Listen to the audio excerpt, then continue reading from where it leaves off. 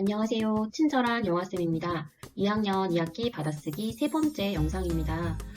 이번 주에 환절기라서 그런지 막내부터 시작해서 온 가족이 다 감기 중이라서 목소리가 평소 같지 않은데 조금 감안하고 들어주시면 좋겠습니다.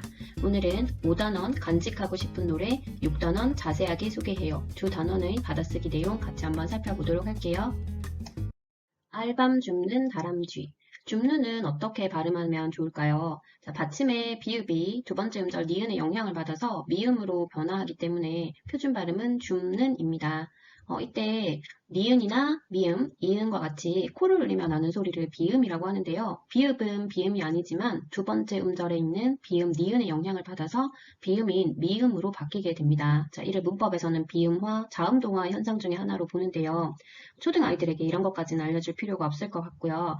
다만 발음을 비교해 보면 좋을 것 같습니다. 줍는 이라고 발음하는 것보다 비음화를 해서 줍는 이라고 발음하는 것이 좀 더 발음이 편하기 때문에 자음의 성격이 비슷한 것끼리 서로 어울려서 변화가 일어날 수 있다라는 정도로 아이에게 설명을 해준다면 발음의 편의와 이런 자음 동화라고 하는 문법적인 현상을 아이들이 연결 지을 수 있게 될 것 같아요. 걸레로 방을 닦고 걸레 할 때 이음절에 모음에 우리 아이만 헷갈리나요? 어이인지 아이인지 잘 모르겠다라고 해서 어이라고 한번 짚어줬고요.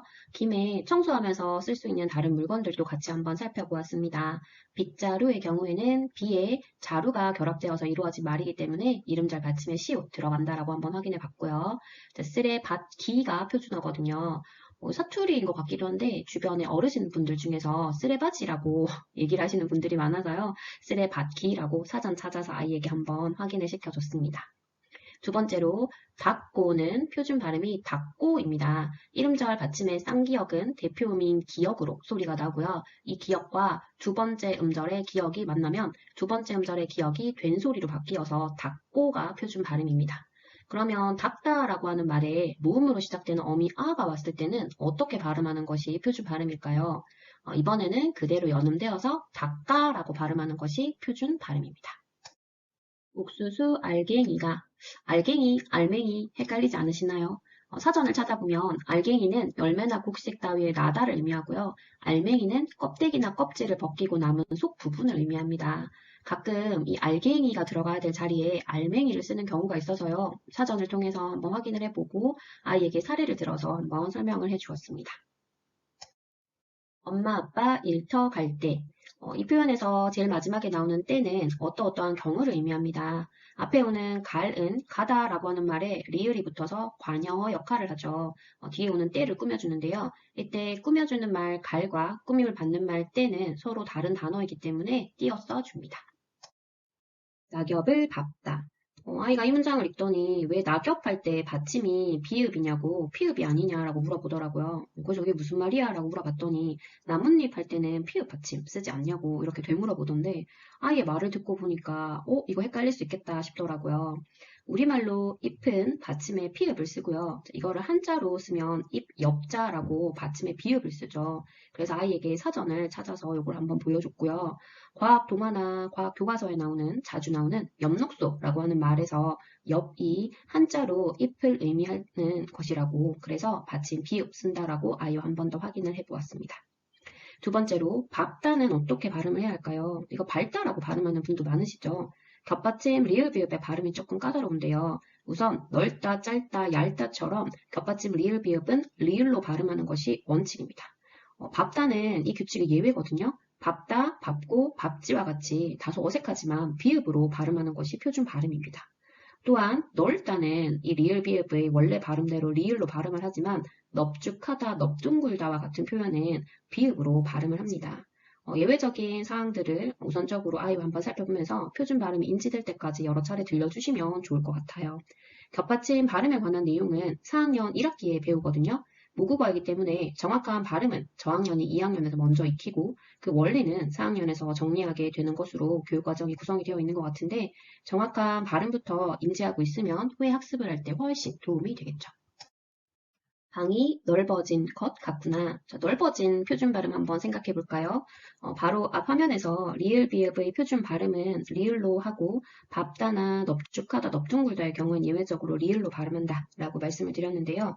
이번에는 넙이라고 하는 말 뒤에 어진, 니은이라고 하는 모음으로 시작되는 어미가 붙었어요. 이 경우에는 겹받침 중에서 뒤에 것이 연음이 되어서 넓어진이 표준 발음입니다.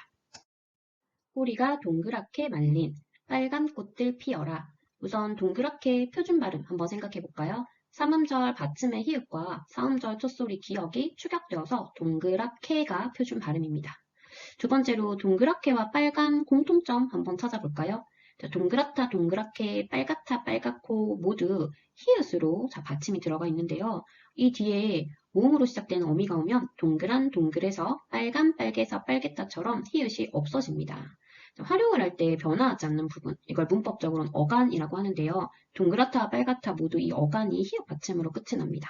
그런데 이 뒤에 아, 어처럼 모음으로 시작되는 어미가 뒤따르면 히읗이 없어진다라고 하는 공통점이 있네요. 좋다는 뒤에 모음으로 시작되는 아가 와도 조아로 활용이 되잖아요. 이것과 비교해보면 차이가 느껴지시죠? 또한 같은 색채어지만 하얗다는 빨갛다와 변화가 조금 다르죠. 하얗다, 하얗고 그런데 뒤에 모음이 오면 하얀, 하야면, 하에서 하했다처럼 모음이 이중 모음으로 변화합니다. 자, 이건 각각 이런 변화가 왜 일어나는가 아이들에게 문법적으로 설명을 해주려고 하면 너무 어려워지고요. 각각의 용례들을 아이들에게 보여주는 것이 표준어에 대한 인식을 기르는 데 더 도움이 될 것 같아요. 6단원입니다. 마음씨가 착하고. 자, 마음씨는 마음과 씨가 더해진 말인데요. 이때 씨는 태도나 모양을 뜻하는 전미사입니다. 말씨가 곱다, 말씨가 험하다 할 때 말씨도 접사 씨가 사용된 단어이죠. 마음씨의 준말은 뭘까요? 예, 마음씨입니다. 이 마음씨와 비슷한 의미인데요. 부정적인 경우에 주로 쓰는 표현 심보, 아이들 동화책에 자주 나오는 표현이죠. 놀부심보, 심보가 고약하다. 구름 한 점 없이. 점이라고 하는 말은 단위를 세는 말이 앞에 와야 하는 의존 명사입니다. 화면에 나오는 사전의 세 번째 의미에 해당되는 표현이죠. 의존 명사는 꾸며주는 앞말과 띄었어야 하기 때문에 한과 점 사이는 띄었습니다. 낡고 허름한 옷을 입고. 낡고의 표준 발음은 무엇일까요? 5단원의 밥다처럼 겹받침 리을 비읍과 리을 기역의 발음 둘 다 조금 까다롭습니다. 고등학교 문법 문제에서도 단골로 이런 겹받침의 발음이 나오는데요. 겹받침 리을 기역의 경우에는 뒤에 자음이 오면 기역으로 소리 나는 것이 원칙입니다.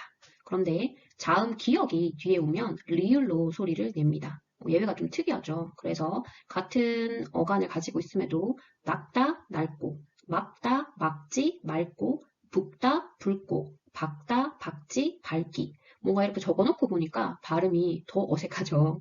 고등학생들도 당연히 많이 헷갈리고요. 저도 수업을 하거나 이럴 때는 신경 써서 하니까 괜찮은데 평상시에는 자주 틀리는 부분이기도 합니다. 이 겹받침 리을 기역의 발음 또한 4학년 2학기 국어에서 학습을 하게 됩니다.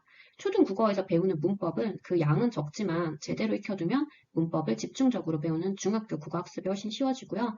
중학교 국어에서 문법 학습이 제대로 이루어지면 당연히 고1 내신에서 큰 영향을 끼치는 문법 공부에도 더 도움이 되겠죠. 제비 다리를 부러뜨렸다. 부러뜨리다가 맞을까요? 부러뜨리다가 맞을까요? 뜨리다와 트리다 둘 다 표준어로 인정하기 때문에 부러뜨리다, 부러뜨리다 둘 다 표준어입니다. 마찬가지로 망가뜨리다, 망가뜨리다, 떨어뜨리다, 떨어뜨리다, 깨뜨리다, 깨트리다, 넘어뜨리다, 넘어뜨리다 모두 표준어입니다. 욕심이 많고 심술 굳다. 심술 굳다라고 하는 단어는 한자어 심술에 우리말 굳다가 붙어서 만들어진 단어인데요. 이때의 굳다는 그러한 상태가 심하다라는 의미를 지닌 전미사입니다. 우리 험상 굳다라는 말 쓰잖아요. 이것 또한 험상, 즉 거칠고 험하게 보이는 인상이 심한 상태다라는 의미예요. 그럼 날씨가 굳다, 굳은 날씨할 때 굳다는 무슨 의미일까요? 날씨가 나쁘다라는 의미의 형용사입니다. 이처럼 형태는 같지만 쓰임이 다른 경우가 있기 때문에 예를 들어서 예시를 통해서 아이에게 의미 차이를 설명해 주는 것이 좋습니다. 오늘은 2학년 2학기 받아쓰기 세 번째 영상으로 5단원과 6단원에 나오는 주요한 표현들을 같이 한번 살펴보았습니다. 제 목 상태가 안 좋아서 듣기가 좀 힘드셨을 것 같은데요. 소리를 조금 높여서 들으시면 더 좋을 것 같고 항상 그렇듯 자세한 자료는 블로그 포스팅에 함께 올려두었습니다. 이번 주에 제가 근무하는 학교의 중간고사 기간이었거든요. 서술형 평가 채점을 하다 보니까 국어 시험이라 맞춤법이나 비문의 경우에는 추가 감점이 있는데 의외로 초등학생들이 학습하고 있는 맞춤법에 해당되는 내용들을 틀려서 내용은 맞지만 추가 감점을 당한 학생들이 밤마다 꽤 있었어요. 아이에게도 이러한 예시들을 조금 들어주면서 정확하게 표현을 하고 의미를 전달하기 위해서는 맞춤법을 지켜 쓰는 것이 되게 중요하다라는 이야기를 조금 들려주었는데요. 아이들과 함께 이런 얘기 나눠보시면 어떨까 합니다. 날씨가 조금 흐린데 다들 감기 조심하시고요. 연휴 잘 보내시기 바래요. 감사합니다.